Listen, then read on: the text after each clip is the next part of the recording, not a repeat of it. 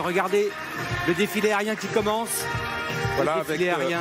à l'écran en tête un Fokker qui est un avion d'essai de la DGA. Et derrière se trouvent deux Atlantique 2 de la marine, à la fois de lutte anti-sous-marine et de surveillance. Voilà, vous les voyez de part et d'autre derrière le Fokker. Charline Hurel, vous êtes avec nous en direct. Charline, vous nous entendez, vous êtes à une place très privilégiée. Charline, c'est à vous.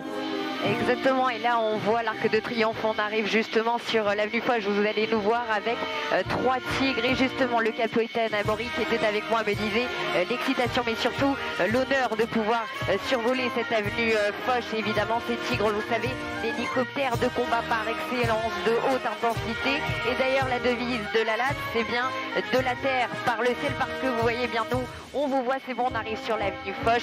Évidemment, on ne peut qu'imaginer la fierté de ces pilotes d'arriver ici. Formidable, nous sommes partout, Pierre et Anne-Claire. Nous sommes dans les hélicoptères, nous sommes dans la 400M, nous sommes aux premières loges avec, vous voyez, ces hélicoptères de la LAT. Vous voyez la queue d'hélicoptère qui a été repeinte aux couleurs du 70e anniversaire avec une peinture spéciale qui ne dégrade pas la carrosserie de ces hélicoptères.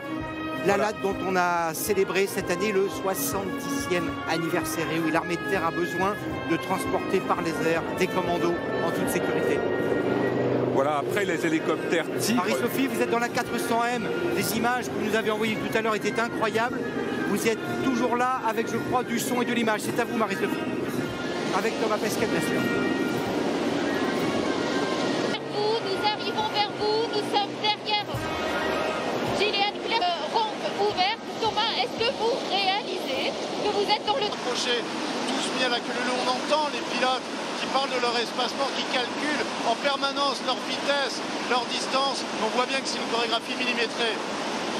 Devant, dans le cockpit 3, c'est un équipage complet comme un eau particulier, volé en ville au sud de la capitale, Paris. Paris, ça y est, sous nos pieds, on a la plus belle ville du monde sous nos yeux. Mais la guerre n'était pas en Europe. Et le fait que vous nous parliez, ce qui d'ailleurs a divisé une partie de la classe politique française. Que faut-il faire de ces avions? Qui doit les... D'avoir 4 hélices. Il faut savoir que c'est le deuxième tableau dont je vous parlais, le groupe aérien embarqué.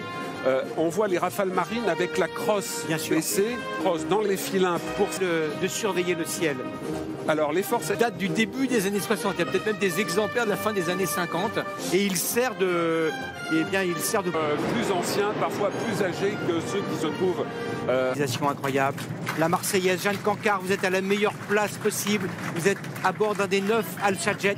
France, c'est à vous. Une dizaine de mètres de la Tour Eiffel qui passe sur notre gauche. Un rêve en ce moment. Regardez, privilège immense de voir en direct, de vivre en direct cet éclatement au